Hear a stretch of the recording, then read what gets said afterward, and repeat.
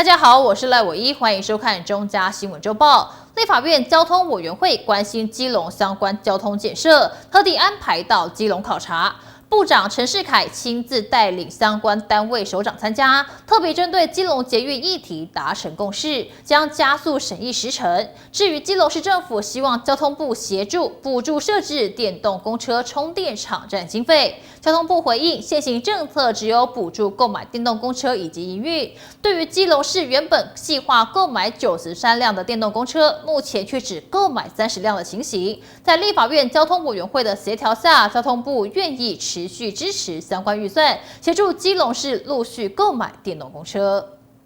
立法院交通委员会关心基隆相关交通建设，由召委林国成特地安排到基隆考察，并且主持会议。交通部长陈世凯亲自带领交通部相关单位首长参加，包括立委林佩祥、廖先祥以及基隆市长谢国良，同样率领市府相关局处首长一起与会，特别针对基隆捷运议题，会中达成共识，将加速审议的时程，力拼11月底送交工程会来审查。我们还是蛮希望啊，在这种无碳的公共这个运输啊，基隆市政府还要继续做。那我们希望站在交通部以及基隆市政府，那立法院需要我们做的，我相信我跟佩祥委员都非常关心，我们也会继续来支持。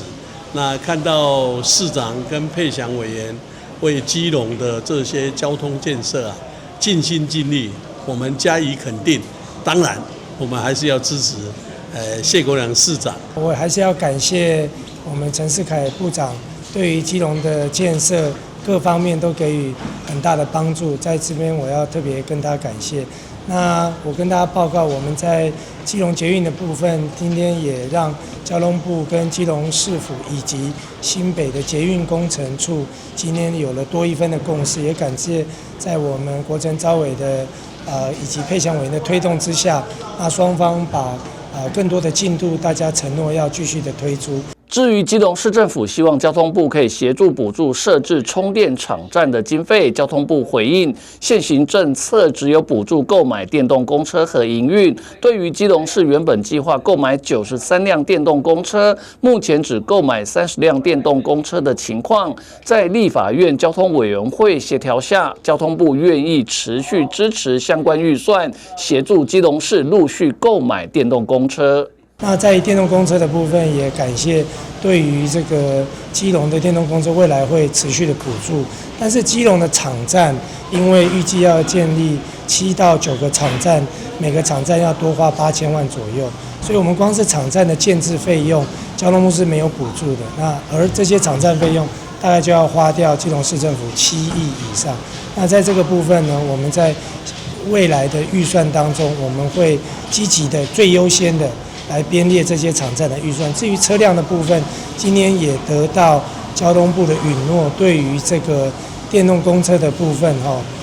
未来将会因为我们今年只有编列了30台，那在后续的追加预算部分，他们会予以这个保留，跟尽量的来协助地方。陈部长是目前我看到这几个部会里面算是最务实，然后针对所有的交通建设不遗余力的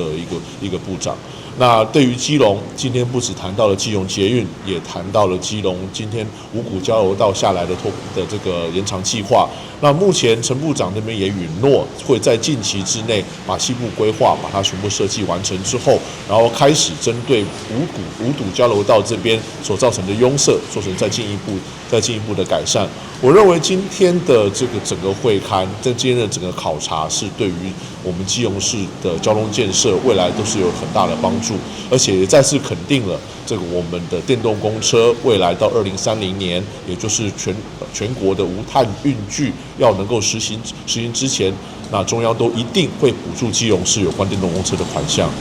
而市政府交通处提出国道1号五堵交流道改善，也就是增设7堵北出匝道，分流原本经过5堵交流道往7堵市区的车流，可望节省20%到26%的车流量，节省行车时间大约15.5分钟。经过会议沟通协调，交通部也愿意加速审议程序和时程。记者吴俊松基隆采访报道。桃园市桃园区南门市场5号晚间发生大火，内摊公有市场有49摊全毁，外围的摊商700多摊也有许多受到影响，几乎被祝融毁掉了2/3。现在火势已经扑灭，在空气中仍然飘散着一些许烧焦味。桃园市长张善政6号一早也到现场勘灾，并提出4项措施协助受灾摊商。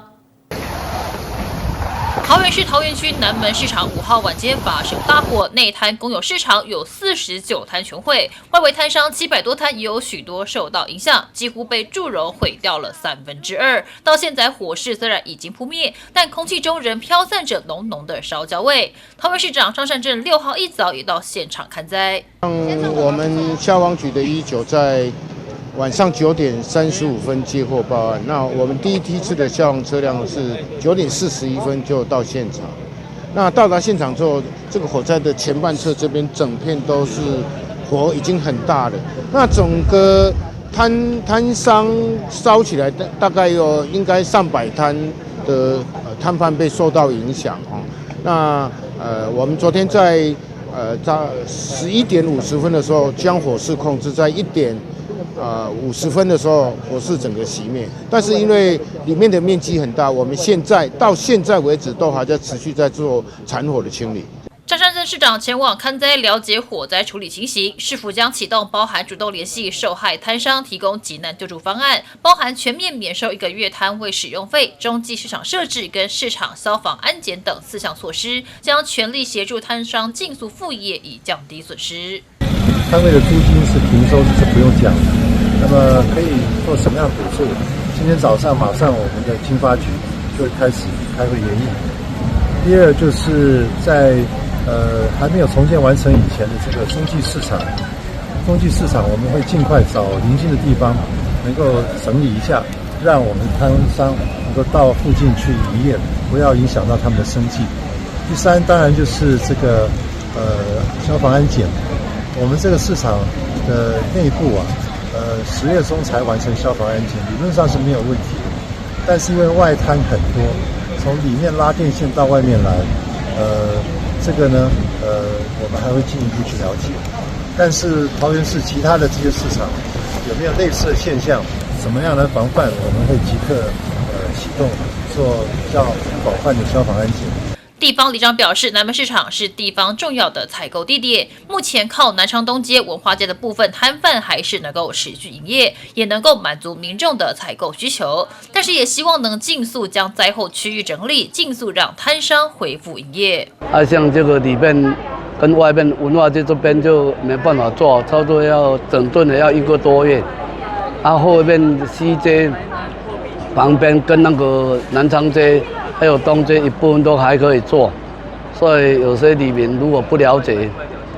现在我告诉大家说还可以来买一些东西，因为年关也要到了，我也请市长帮忙一下，我们市场这边尽量来协助把它整理赶快如果临时给这摊贩来卖一些东西，像猪肉、鸡肉、鸭肉、鱼，还是衣物，我也希望说我们的中央或是市政这边来帮助一下。5号晚间大火延烧迅速，受灾摊商估计上百摊，在火灾鉴定后会在办理结构与公安检查，确保无虞才可复业。市府也在积极寻找中继安置地点，受害摊商如果有影响到生计，可向公所提出急难救助。市府也将全面启动进行公民有市场的消防安检作业，以避免再发生市场火灾情事。记者赖伟一团报道。众所瞩目的国道7号工程目前已经进入土地架构阶段，顺利的话，明年开始动工。不过，在周遭交通衔接部分，地方认为要提早规划机场地下道，才能疏解小港拥塞的交通。另外，还要普建捷运站停车场，方便停车转乘，才能让民众多利用大众运输，减少车流量产生。众所瞩目的国道7号工程目前已经进入土地架构阶段，顺利的话，明年开始动工。不过，在周遭交通衔接的部分，地方认为要提早规划机场地下道，让小港能直通凤山，疏解拥塞的交通。国道7号的新建也一并的来检讨我们国道7号下面的区道路的一个连结啦。第一个办法是国道7号要赶快新建，第二个我们认为我们南高雄跟东高雄的连结唯一只有中山路一条路，那这些上下班的人潮如果通通在适当的时间，如果通通回流到我们的中山路，或者是我们国道末端，或者到市区，再到东高雄，那这个等于浪费了这个路程，而且又了阻塞。所以我们希望机场的地下道将我们的南高雄跟东高雄来连结，小车限小车汽车这个也关心到我们用路人的一个安全，跟我们的一个方便性，跟一个实际性不管迁建机场将来的时程或者是它的限制，或者是它的技术，我们希望机场地下道先做复兴北路地下道已经做了10-20年，而且那边的交通我们也看得出来真的是发挥了很相关的作用。从那个大业北路到我们那个中安路桂林这一带，然后临近凤山这边，那对我们这边的居民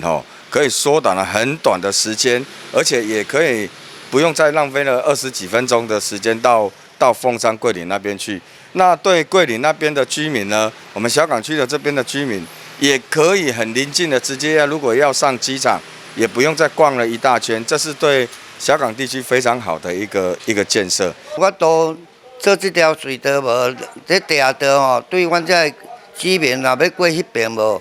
交通交通方便啊！感谢政府感谢这有担当，咱争取者。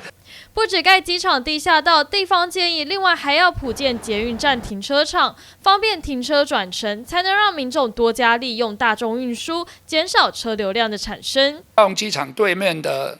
高雄公园机场公园那捷运站的出口下面这么大的面积，我们可以发包给民营来做停车场，由民间去管理。那我们又有税收而且又可以让这些上下班的人潮把车子停在那里，他可以坐汽车，不要在我们的沿海路、中山路、小港的货柜车打结的地方，上下班的人潮再去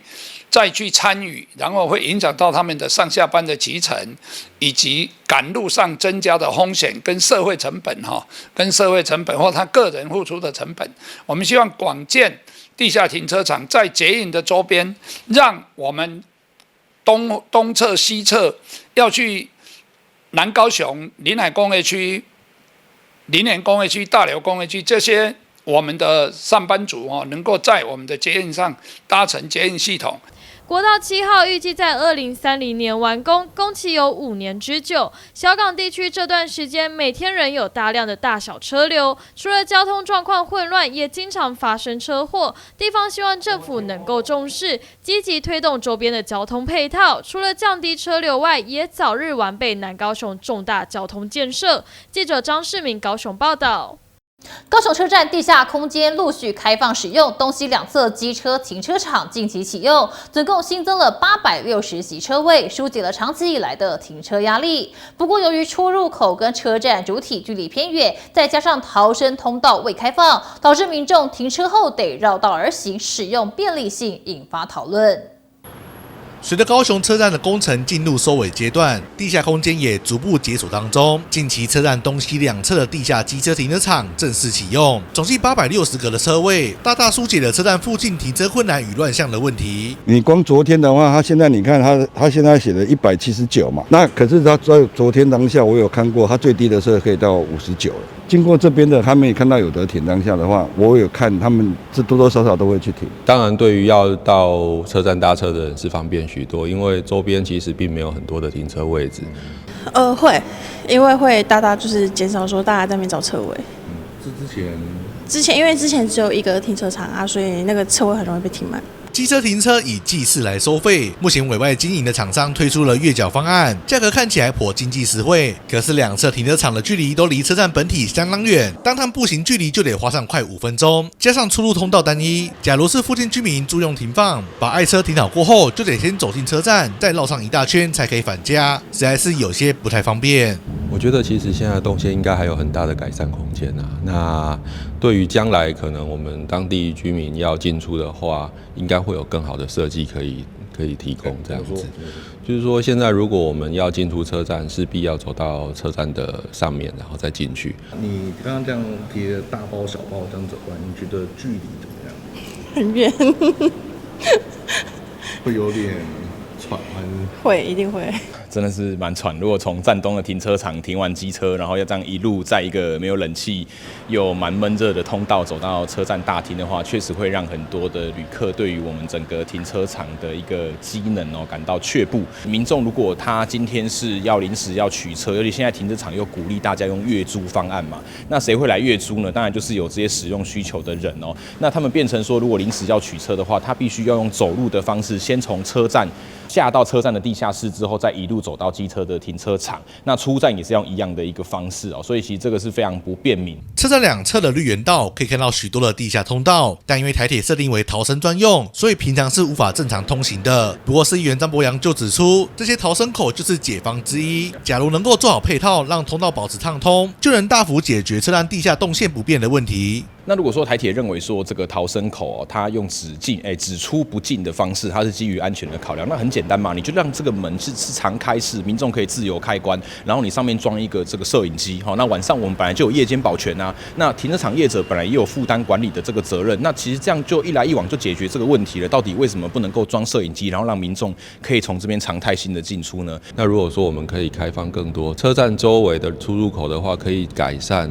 进入车站主体的这个交通状况。机车骑士目前只要从大连街和天津街就能分别进入东西两侧的地下停车场。新增车位虽然有效疏解周边的停车压力，不过高雄车站作为重要的交通核心枢纽，如何让整体动线设计更加完善便民，将会是台铁与市府后续必须解决的课题。记者孙军高雄报道。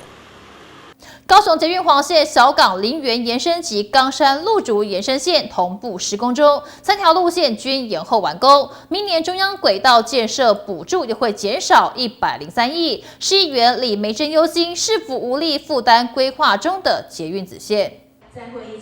高雄市议员李梅珍在市议会质询时指出，规划中的捷运子线预算约1884亿元。而黄线以及小港林园线的追加款也暴增，担心未来高雄市政府财政无法负担子线动工。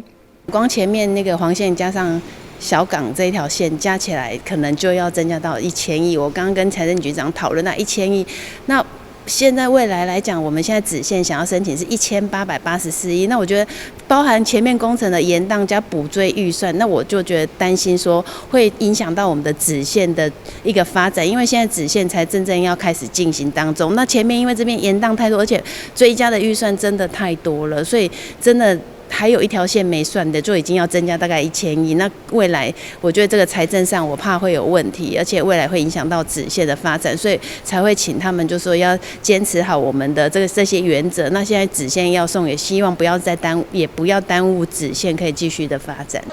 高雄市政府财政局回应表示，希望立法院财划法修法，地方也会努力透过自筹款挹注轨道交通建设，让已核定的重大轨道建设如期完工。我们的最终目的，然后就是我们所谓的一些核定的这些重大的一些轨道建设，我们都是希望让它如期如质的来完工。那我想我们后续跟捷运局，我想整个经费的部分，我刚刚一直提到，它不是1年就把它盖完成，它是分10年，所以在这一个长的过程之中，我们会把整个财务的挹注跟我们的支出，我们做一个调配。那该争取中央的，我们极力争取；该我们自偿要去努力的，我想我们会同步来努力。民众表示，轨道建设经费如果不足，对整个高雄发展影响很大，对于市民在交通运输上很大的不方便。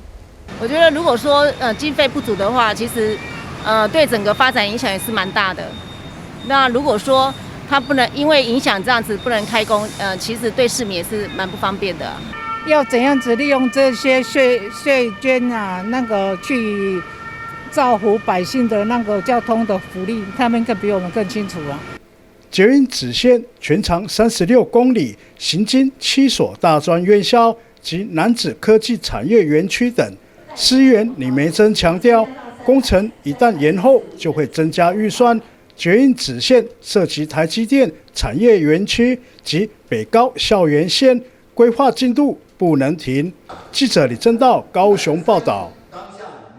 民进党选对会5号召开会议，最后决议新北市将征召立委苏巧慧出战参选2026新北市长。对此，苏巧慧回应已经做好准备，将全力筹组最强团队，带领新北市议员候选人一起打赢2026选举。民进党选对会今天召开会议，其中针对新北市长候选人作出决议，将向中执会建议征召立委苏巧慧代表民进党参选2026年新北市长。对此，苏巧慧也回应，感谢选对会的推荐，他已做好准备来承担这个重任，会全力筹组最强团队，带领新北市议员候选人一起打赢2026的选战。这段时间我走遍新北，许多人给我支持与肯定，感谢选对会的推荐。我已经做好准备来承担这个重任，我会全力筹组最强的团队，带领新北市议员候选人一起打赢2026的选战。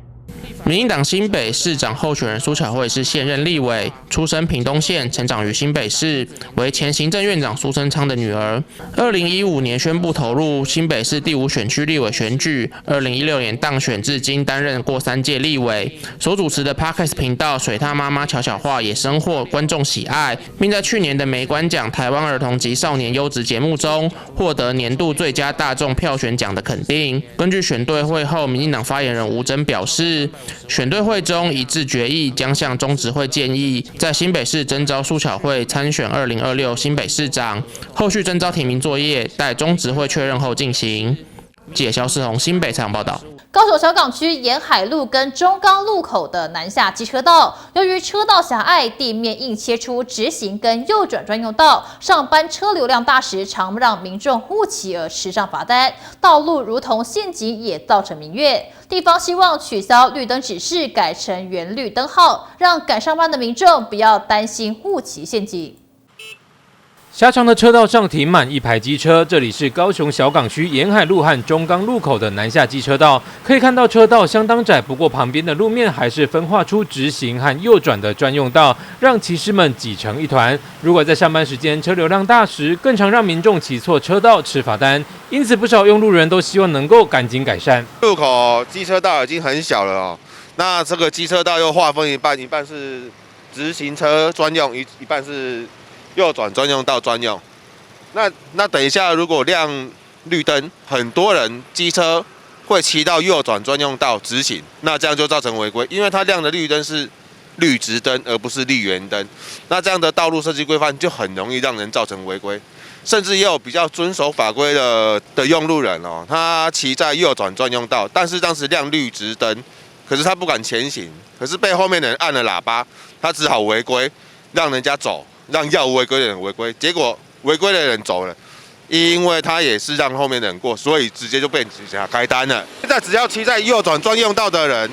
他现在绿灯直行，他就违规了，因为这个绿灯是亮绿直灯，而不是亮绿圆灯。那路已经很窄了，都造成机车回堵，又很容易造成很多人违规，所以看是要取消右转专用道，还是要直接亮绿圆灯？那我们不知道市政府现在在审这个道路规范的设计是怎么审的吼，造成很多民怨。右转就去人开红单啊，阮同事要来上班，足侪人拢用开单，开啊挡袂掉啊。感觉是用圆灯安尼会当直走，也可以右转，安尼嘛袂影响交通啦。由于民众抱怨声不断，地方民代特别邀请交通单位一同会勘，针对专用机车道的动线进行调整，希望让整体的交通更顺畅，行车更安全。因为在整个从小港到林园的捷运工程的关系，它设计这样的一个概念啊，所以我们在2个多月之后，经过协调会勘之后，也解决这个问题。未来我们在绿灯一定也可以右转了，所以在工程的设计里面，应该多教育一下民众，免得民众守法的人又这边受苦，然后不守法的人还是一样是可以绿灯右转。我觉得这样反而失去这样的绿灯不能右转的美意。会勘之后，交通局也给出承诺，只要等捷运局沿海路的工程完成，大约2个月的时间就可以改善，届时会让民众的交通安全更有保障，不用再担心误触陷阱。记者张世明高雄报道。普发现金怎么花最超值？台北市政府推出来台北有够嗨消费欢乐抽活动，邀请全台民众把万元普发金带来台北开心花。活动从即日起到3月8号为止，消费满200元就可以登录发票参加抽奖，头奖现金高达1000万，还有电动车、台积电股票、NBA 双人来回机票、iPhone 17等超过1万份好礼，总奖值突破3000万元，要让民众越花越嗨，越买越开心。来台北有够嗨！北市府抢攻普发万元消费市场，整合观光、旅宿与商圈业者，全面动起来。市长蒋万安表示，11月11号起，在台北单笔消费金额满200元以上，登录发票就可以获得一次抽奖机会，就能参与周抽 iPhone 17、月抽台积电股票，还有电动车和1000万大红包。消费越多，中奖几率越高。这段期间一定要到台北消费。加大力大消费，因为大家看到这一次我们准备的抽奖好礼，真的让我都好心动。我大概明天开始就会赶快来消费，所以期间大家不只是要用掉你们这1万，我觉得投入10万、投入100万消费都很值得，对不对？对。看到了可以抽1000万的现金啊，真的是非常值得。第二，我们这一次每一笔只要消费200元，就有1次抽奖的机会；消费2000元就有10次抽奖的机会；2万元就有100次的抽奖机会。所以大家一定要增加在台北的消费，大力的消费，而且只要用发票收据或者你云端的发票就可以，非常的方便。第3个亮点，我们还有特约商店。这一次我非常感谢今天前来的各工协会的理事长、所有伙伴，包括旅宿、商圈、百货、零售，大家共同响应。所以每一次到这些地方，许多我们特约的商店消费，抽奖的几率翻倍。就好比你消费200元的1次，你就有2次的抽奖机会。所以这么好康，一定要好康到手博，告诉亲朋好友。商圈业者也热烈响应，不少业者推出专属优惠与满额赠礼，希望把普发金留在台北。台北商业会更号召6万多家会员参与，从百货、餐饮到旅宿一网打尽。这一次的奖怎么这么的贵重哈？让我们自己都很心动，所以我们商圈各位理事长一定要鼓励他们所有的店的消费者都来台北消费，好不好？好，我还要找我中南部的商圈来台北消费。我们中南部的总共有200多个商圈理事长都来台北消费，大家说好不好？好。那最重要的目的是要什么？得奖。好，那这样子的话，我相信非常多的好朋友愿意在台北消费。我的感觉，我们市政府的反应也非常的快，非常的快。那么串联刚刚主持人讲了那么多的一些奖项，那市政府呢，也就是搭配了一些旅宿业者、各商圈的店家，希望能够让这个1万块钱的普发到我们台北市来最极大化的来消费。台北市商业会有144个工会，有6万多家这个行号，然后所有的新商业的服务业是在台北商业会整个普遍开花结果。除了抽奖活动外，观传局、文化局、体育局也联手祭出旅宿、艺文、运动等限时优惠，让民众吃喝玩乐一次满足。想让普发金变成幸福红包，就从11月11号起开始登录发票，一起来台北有够嗨！记者林慧台北报道。2025富冈铁道艺术生活节即将在11月22号到12月7号登场。今年特别串联农业局2025桃园仙草嘉年华联合行销，将整体展期延长到16天，邀请民众搭乘火车穿越富冈老街时光走廊，游赏仙草花田，体验杨梅地区的文化观光美丽。2025富冈铁道艺术生活节。准时赴约，时光刚好。2025富冈铁道艺术生活节即将在11月22号到12月7号登场。今年特别串联农业局2025桃园仙草嘉年华联合行销，将整体展期延长到16天，以怀旧时光为主轴，规划7大亮点，推出一日双节等体验游程。从即日起开放购票，邀请民众搭乘火车穿越富冈老街时光走廊，游赏仙草花田，体验杨梅地区的文化观光魅力。首先就是从桃园可以搭乘蓝皮解忧号到富冈站，那么在这个蓝皮解忧号上面呢，还有我们文化局最近几年培养的这个艺文团体，会有非常精彩的表演。到了富冈站以后呢，下了车会看到台铁非常珍贵的文化资产，一个是总统花车，一个就是蓝宝宝柴油特快车。那么在地呢还有很多装置艺术，包括小朋友会非常喜欢的小火车。还有呢，我们非常有名的铁道模型专家徐老师的很多铁道模型。当然，富冈本来就是一个非常有特色的客家小镇，大家也可以趁机走一走。这次的铁道节会展出铁道模型、装置艺术跟台铁特色列车，以及极具特色的富冈机场，还有大家喜欢的蓝皮解忧号、SA32820总统花车以及蓝宝宝 DR 系列柴油列车的展示，铁道迷千万别错过。我们综合了这一次的整个主题呢，我们还做了吕家生的洋楼，就是富冈老街一走出来，这个非常经典的一个古迹。那也可以看到这后面的这个车站里面呢，它平常停的火车跟早期的一些火车。还有早期人们生活的样貌，因为我自己做的模型主题都跟铁道有关。中华商场它早期就是依附在纵贯线板桥往台北的这个方向旁边的一个8联动的商场。那中华商场是非常多人的早期的记忆，那它是因为美化市容而盖，也是因为美化市容而拆除，所以基本上我自己觉得它是非常浪漫的一个建筑。那因为很多人在这边共同生活过，也留下了非常多美好的回忆，所以这次呢就特别在这次富冈铁道艺术生活节从了第一次做好，然后之后在这边展出这样。台铁公司副总表示，铁道是重要的交通载体，车站则串联地方发展，承载许多美好回忆。台铁公司将持续配合市府推动相关艺文活动，延续铁道文化魅力。那未来呢，我们也会持续呢，配合市政府办理这样的有意义的活动，尤其呢，我们坐落在富冈基地的一个台北机场，是我们目前台铁公司最大的一个维修机场。我想，这个也是非常有这个教育意义跟铁道传承的一个地方。那将来呢，我们也会有铁道学院会坐落到这个基地里面，所以未来这个是会一个铁道传承、教育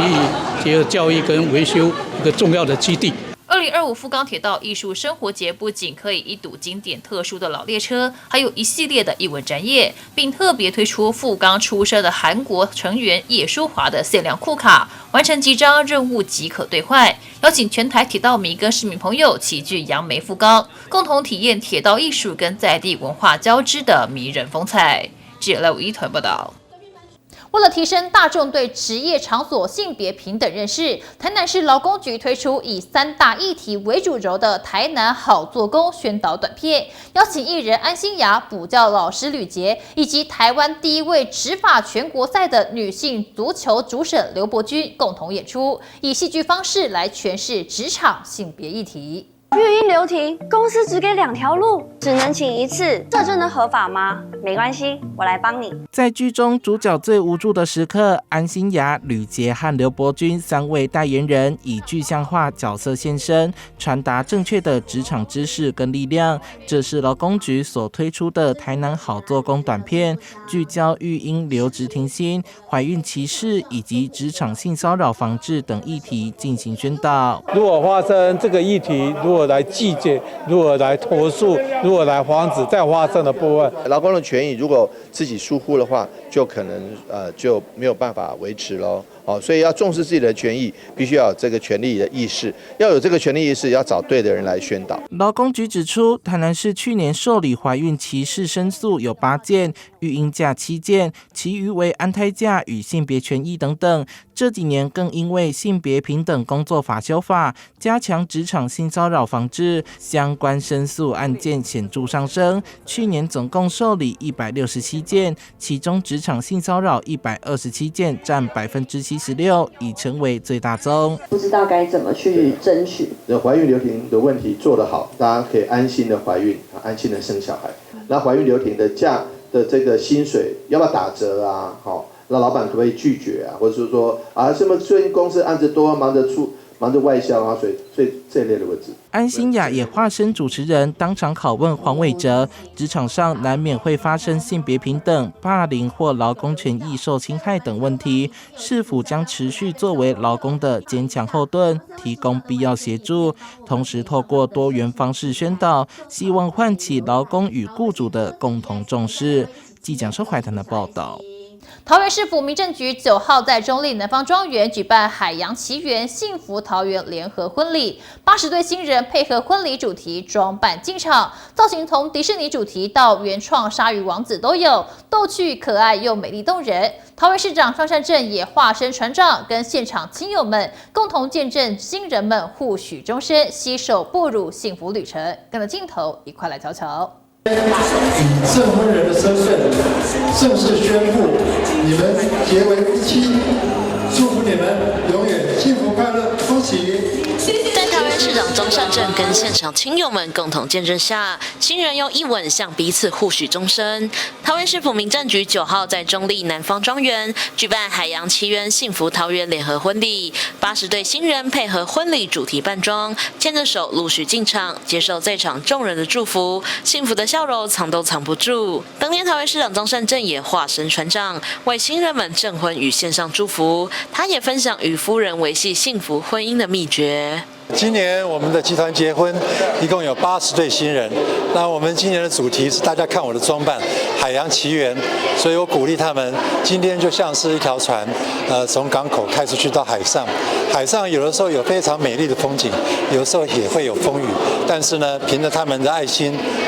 我想他们都可以度过一切难关。所以祝福他们，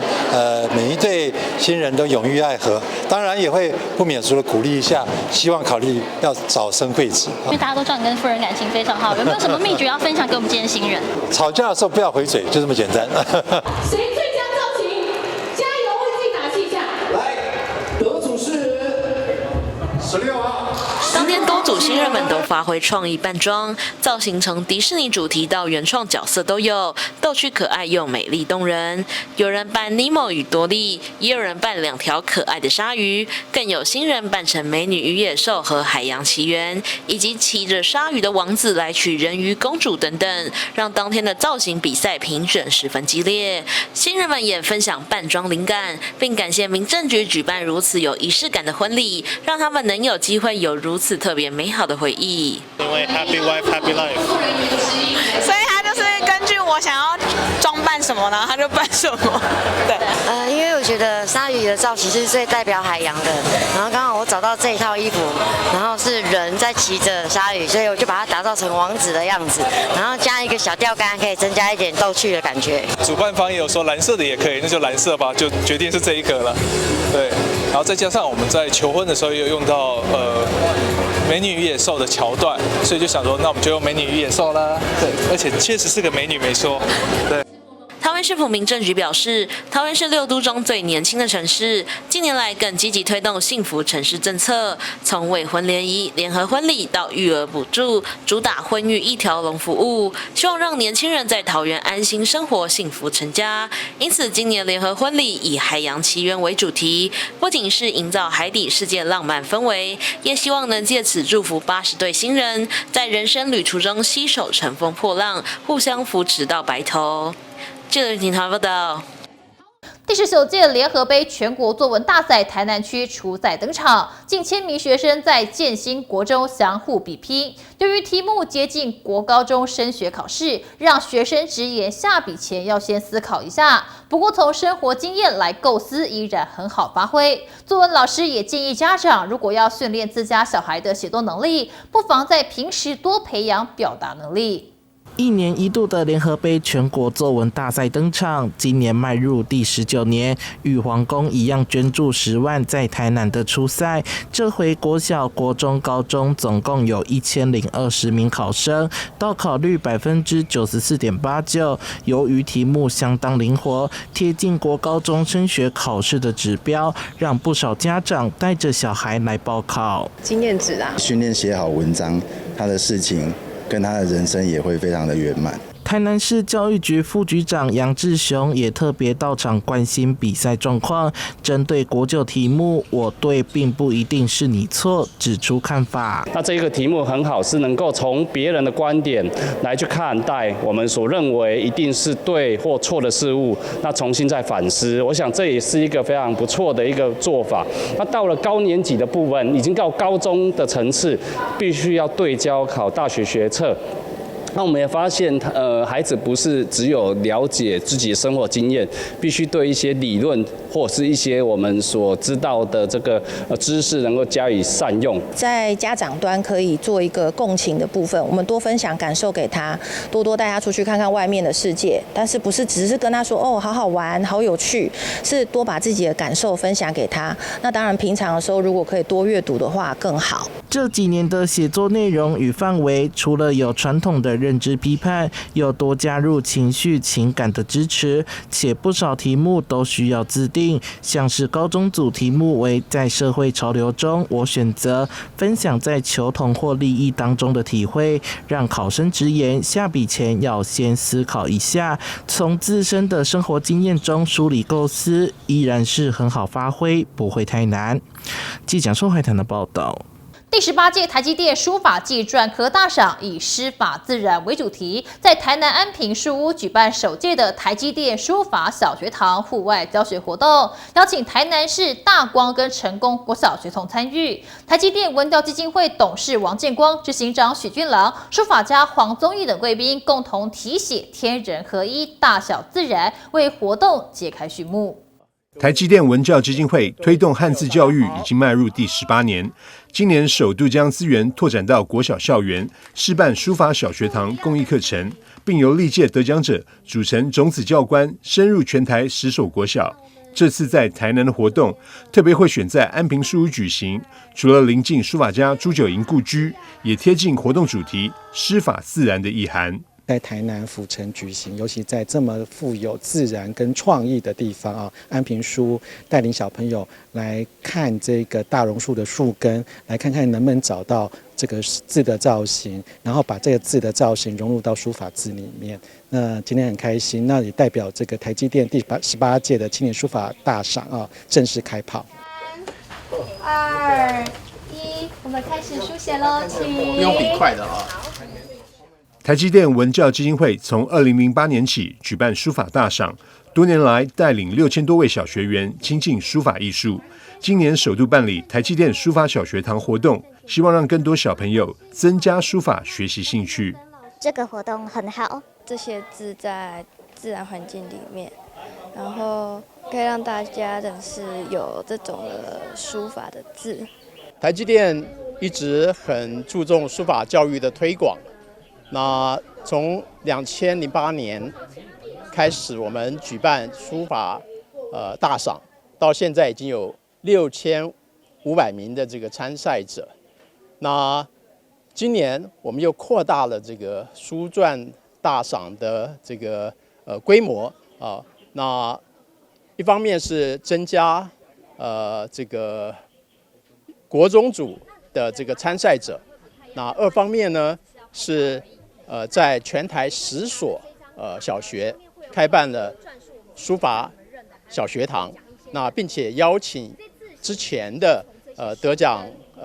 这个艺术家来指导他们，希望借着他们的热情，能够让小朋友们能够有更多这个学习的兴趣，那进而这个产生更多的这种乐趣。台积电文教基金会表示，台南为重点推动城市，期望结合在地文化，为汉字教育注入新活力。台南新闻张硕维采访报道。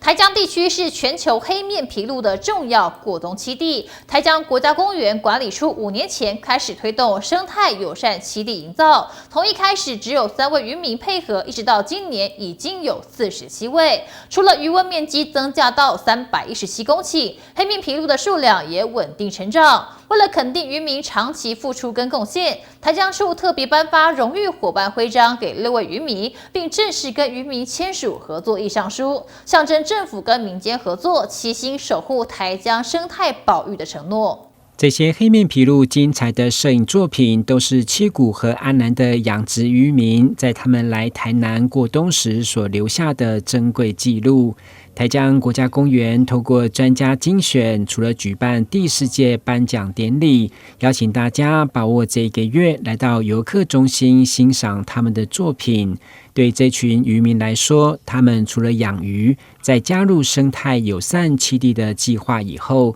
又多了保护野鸟，将私人渔温打造成更适合他们要觅食的任务。而台江处为了肯定他们的付出和贡献，特别颁发荣誉伙伴徽章给6位渔民，并且由渔民代表共同签署合作意向书，象征齐心守护台江生态的承诺。荣誉徽章的感受是国家公园他给我们的鼓励了，他给我们的鼓励，那带动我们有这个动力来对环境或是对鸟类的友善，它是有一个推动我们的动力的指标。感动的越多的那个伙伴加入了，然后我们就是每个伙伴都很团结。今年好不容易把那个鱼友的那个人数从原来的3位一直扩增到今年已经超过45位以上，接近50位啊，那展现了一个很好的友善栖地的一个富裕的成果。那这些渔友们呢，经过我们多年上的合作那他们也认知到环境保育的一个重要性。那除了从原来的养鱼之外，他们现在也会观鸟，帮我们计数数鸟，那这样子获得一个比较丰富的一个环境教育的一个成果。台江国家公园管理处5年所推动的生态友善栖地营造，从3位渔民配合，一直到今年已经47位。除了渔温面积增加到317公顷，相对黑面琵鹭的数量也稳定成长。现在除了和渔民合作，也加入产物保险、金控公司和电子企业的资源，期盼扩大保育成效和环境永续的影响力。记者郭恩吉台南报道。基隆女中积极推动国际教育，日前跟日本基路女子高校进行交流。这次在与日本北海道小樽未来创造高校进行国际交流，让世界看见基隆女中。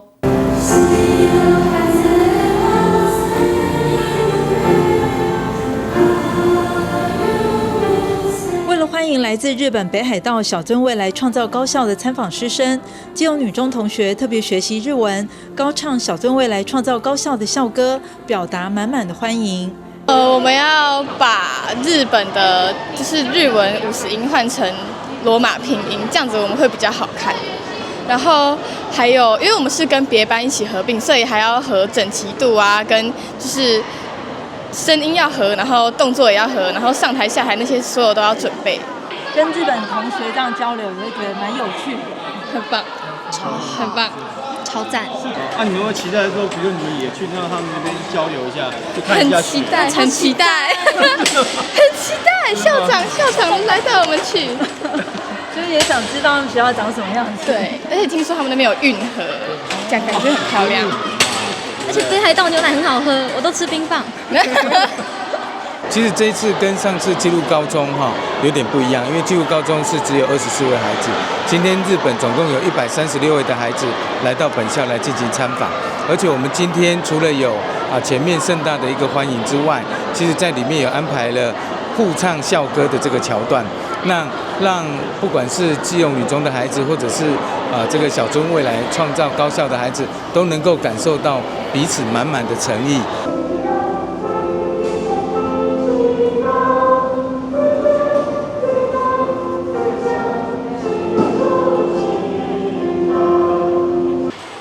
この学校の生徒さんはすごく素晴らしく情熱的で明るくて、非常に良かったと思います。で、他非常的感受到就是这个学校，我们基隆女高的那个大家的热情，然后他觉得台湾的学生都很热情、很活泼，他们让他们觉得一开始就感受到这样的气氛。北海道、日本には台湾の人たちがたくさんお越しになってるんですよね。なので台湾と日本が少しでも近づけばいいなという交流になればいいなと思ってます。他说，因为在北海道，因为他们北海道人嘛，他们北海道有很多台湾的观光客，那他也希望说台湾跟那个日本，就是我们的感情可以这么继续长久下去。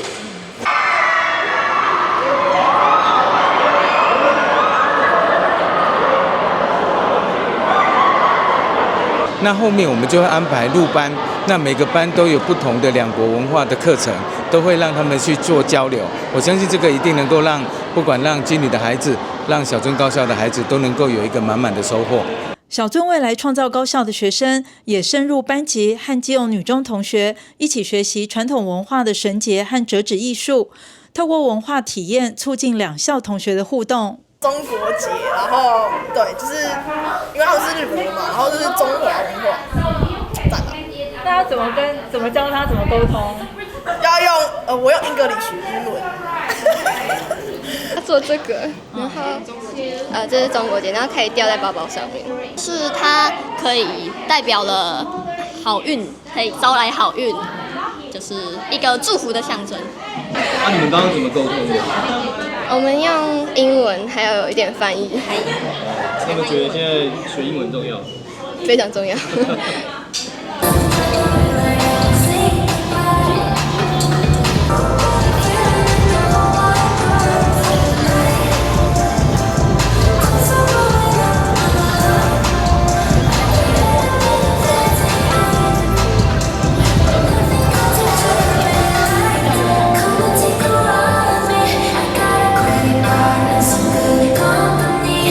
基隆女中精心安排各项活动，让学子跟日本小尊未来创造高校的同学充分进行交流，启发基隆女中学生对于学习外国语言的兴趣，也展现基隆女中推动国际教育的丰富成果，更加深台日之间的情谊。记者黄日升、陈淑平基隆报道。